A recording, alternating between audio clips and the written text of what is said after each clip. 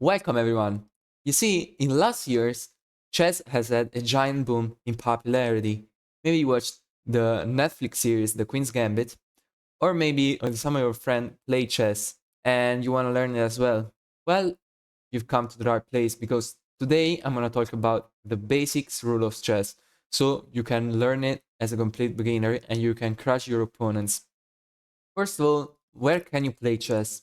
You can play chess on a real chessboard in real life, but that will require you having some friends, and that is tough. But you can also play chess online, and there are mainly two sites. There is chess.com and there is Lichess. Lichess has all free features, so it's completely free, while chess.com has some features for which you have to pay. So choose what suits you best. But anyway, before we get started, remember to like and subscribe, and also follow me on Twitch. I left the link down below in the comments. So, this is the chessboard, and it is made up of 64 squares. And when you play in real life, always remember that the left bottom square should be black from both players' perspective.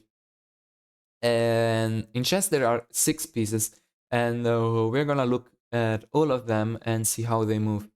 First of all, there is the pawn, which is this one here. The pawn is the least valuable piece, and it can only move in one direction, which is forward, this way. And it can only move one square at a time, like this. Like if it's your turn, you go like this, like this, and like this, and like this, and like this. But yeah, except for the first move. If it is the first move, that is, you haven't moved your pawn yet, you can move it either 1 squares or 2 squares. It's up to you to choose. For example, if I haven't moved this, which is clear because pawns cannot go backward, I can move it 2 squares. And then the rest of the move is just 1 square. And there is the pawn.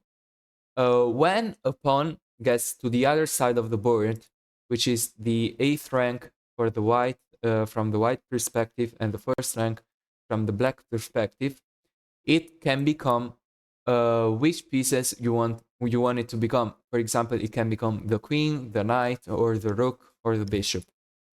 And that is the pawn. The pawn, however, can capture pieces diagonally, which is, for example, let's say there is a pawn here. I move my pawn here. Now the pawn cannot go forward because there is this piece is blocking.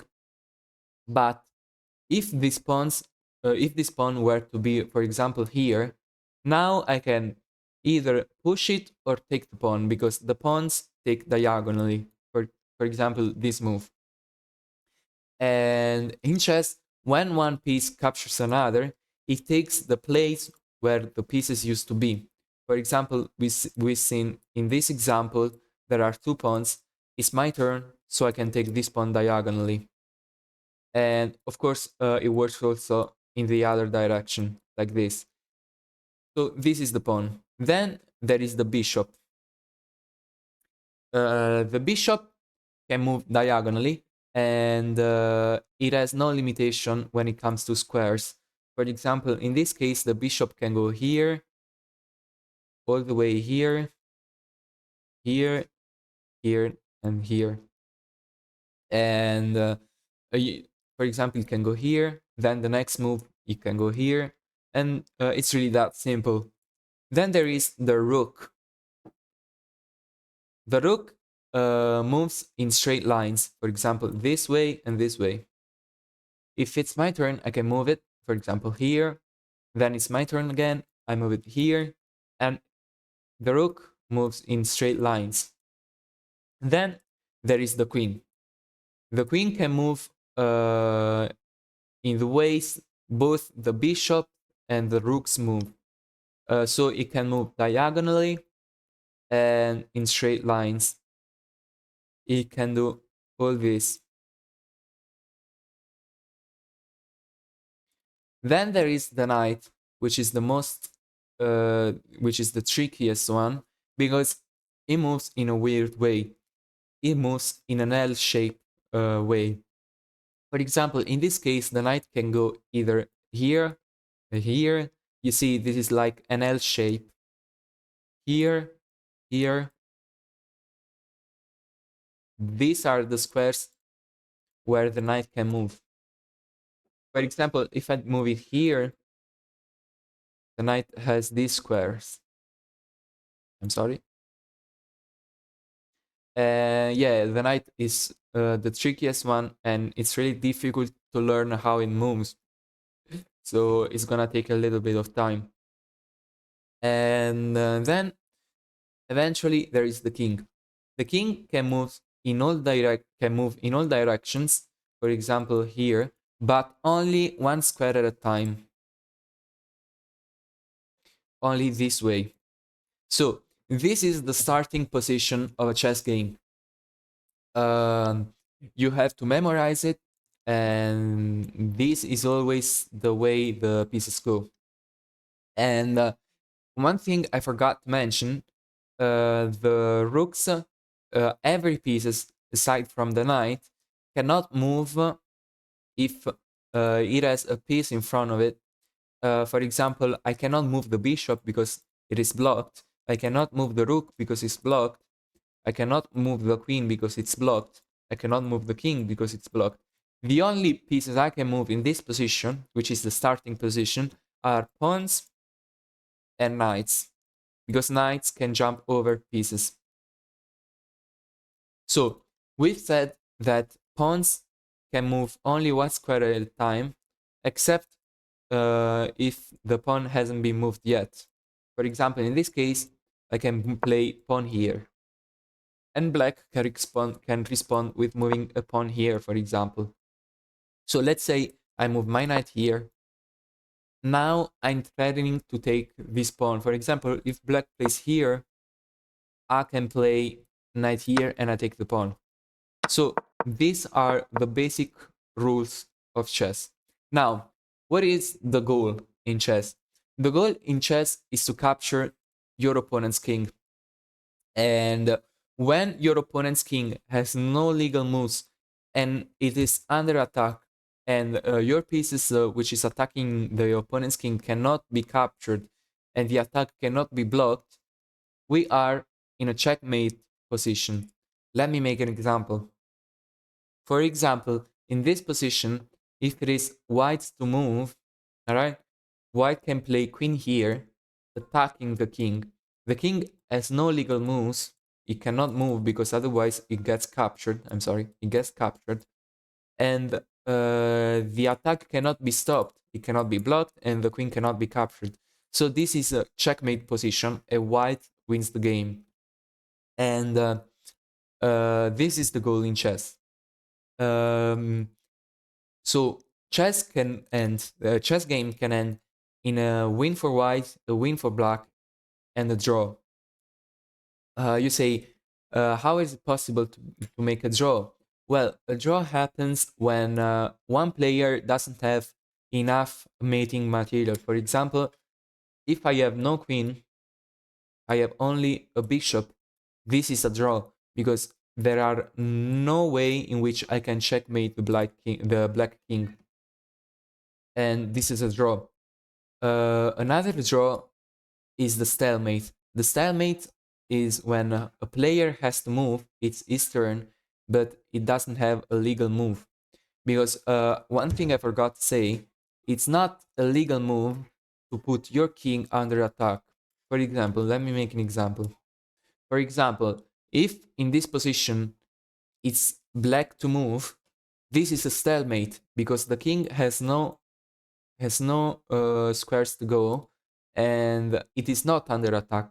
So this is a stalemate and the game ends in a draw. So going back to the starting position, there are two special moves which are really important to know. The first special rule is the castling rule.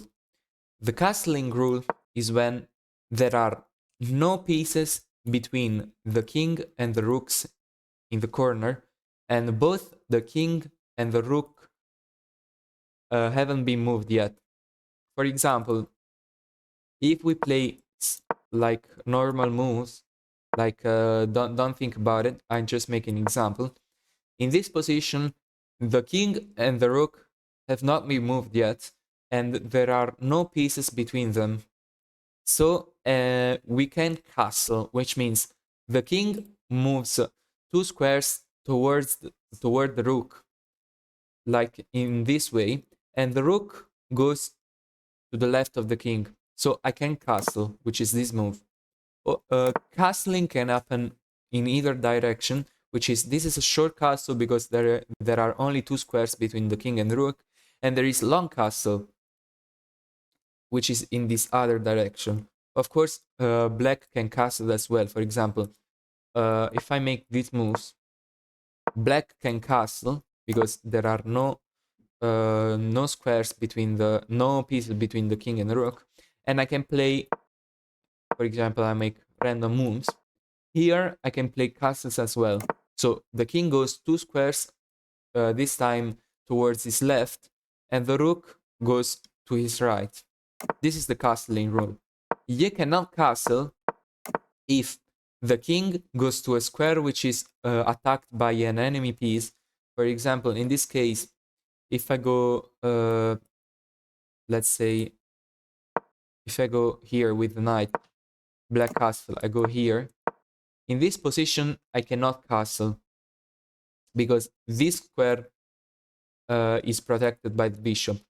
I cannot castle even if the squares where the king goes over is also attacked by an enemy piece. For example, if there was a bishop which attacked this square, I couldn't castle.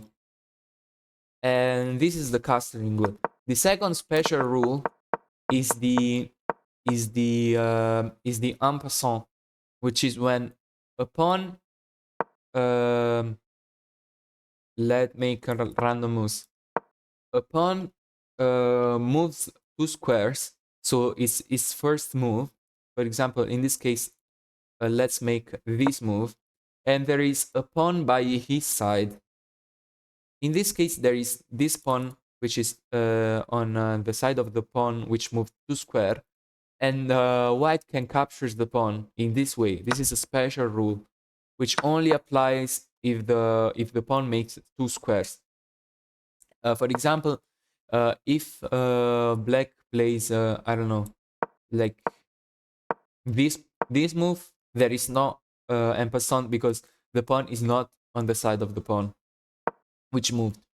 And this was the second special rule. So I think I've explained all the general rules, and I made a video on the opening stage of the game, which is the first 10 moves, and I recommend you watching it so you can so you know what to play in the first moves. And yeah, I hope I taught you something valuable, and you can play chess with these things that I taught you. And yeah, that's everything. Thank you very much for watching as always, and see you next time. Bye.